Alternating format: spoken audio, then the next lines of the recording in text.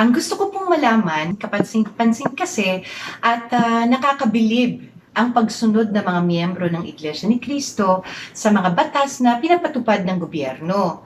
Karamihan po kasi yung mga law-abiding citizen, ika nga.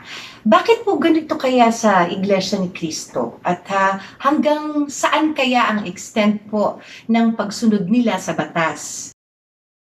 Mga kaibigan, ang pagsunod po ng mga kaanib sa Iglesia ni Cristo sa mga batas na ipinatutupad ng gobyerno ay pagtupad po namin sa kalooban ng Panginoon Diyos na mababasa po natin dito sa aklat ng unang Pedro, 2, ang mga talata po ay 13 hanggang 15. Kayo'y pasakop sa bawat palatuntunan ng tao alang-alang sa Panginoon, maging sa hari, nakataas-taasan, o sa mga gobernador na sinugo niya sa panghihiganti sa nagsisigawa ng masama at sa kapurihan ng nagsisigawa ng mabuti, sapagkat siyang kalooban ng Diyos na dahil sa paggawa ng mabuti ay inyong mapatahimik ang kamangmangan ng mga taong palalo.